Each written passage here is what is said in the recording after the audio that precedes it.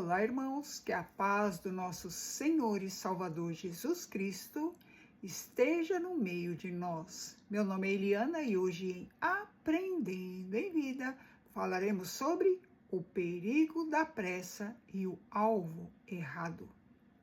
Texto base, Provérbios, capítulo 19, versículos 2 e 3, que diz: Não é bom ficar a alma sem conhecimento, e o que se apressa com os pés peca. A falta de juízo do homem perverte o seu caminho, e o seu coração se ira contra o Senhor. O objetivo de hoje é confrontar a impulsividade moderna e quebrar o hábito espiritual de culpar a Deus pelas nossas escolhas erradas. Vamos refletir?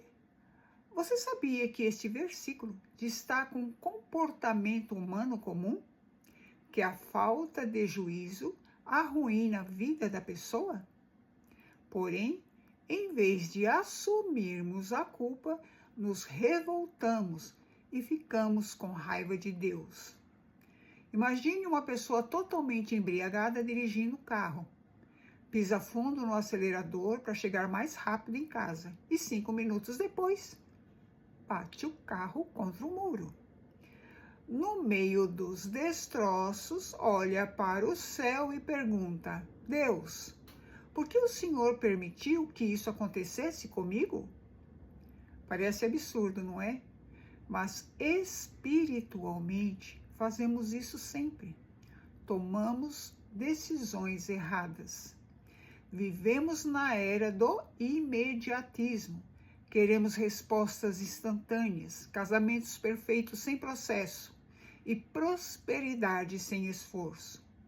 A pressa virou uma virtude, mas a Bíblia diz que ela pode ser o seu pior pecado. A ignorância é perigosa, pois entendemos no versículo que não é bom agir sem pensar. O texto original mostra que a falta de conhecimento, esse conhecimento é de Deus, da sua palavra e da realidade, nos torna vulneráveis. Agir por impulso, por instinto ou na força da emoção é um convite ao desastre. E por que a pressa nos desvia? Quem se apressa erra o caminho. No hebraico, a palavra para errar o caminho é a mesma usada para pecar. Pecar na Bíblia significa errar o alvo. Quantas pessoas aceitaram um negócio duvidoso porque parecia dar lucro rápido? Quantos começaram um relacionamento amoroso às pressas, ignorando os sinais vermelhos e hoje vivem em crise? A pressa atropela o tempo de Deus. Temos também o efeito bumerangue da insensatez, colhendo o que plantamos. A falta de juízo faz a pessoa cair na desgraça. Nossas escolhas têm peso. O pecado e a insensatez não geram apenas consequências espirituais futuras. Eles destroem o presente, que é finanças, saúde, família. Quem aqui nunca teve a síndrome de Adão? Ou seja, a culpa é de Deus? No entanto, sempre coloca a culpa no Senhor. Desde o Éden, o ser humano odeia assumir responsabilidades. Adão disse: a mulher que tu me destes.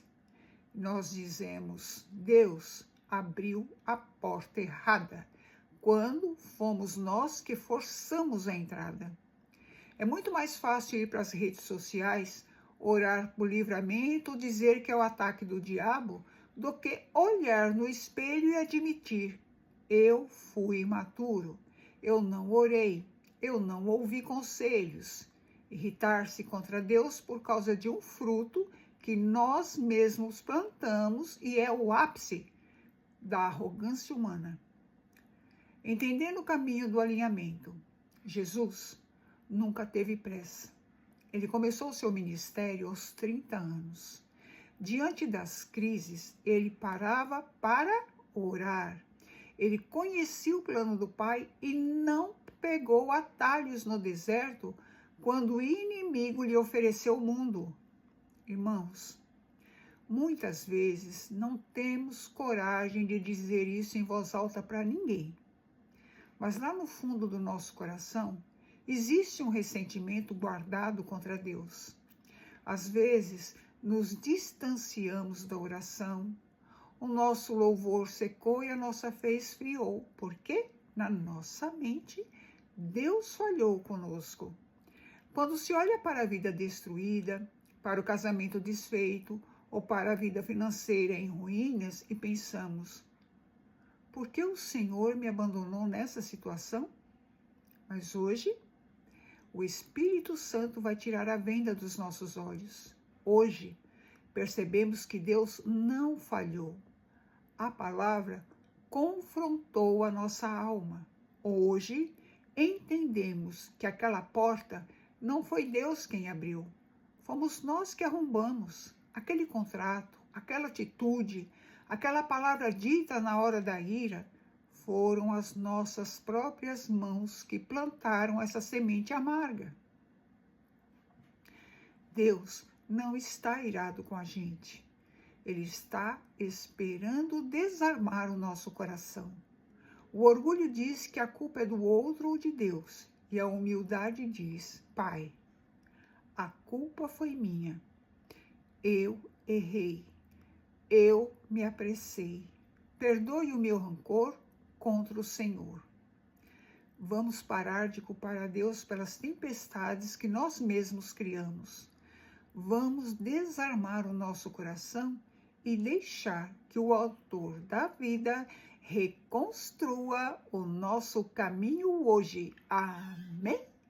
Que Deus abençoe a todos e até a próxima.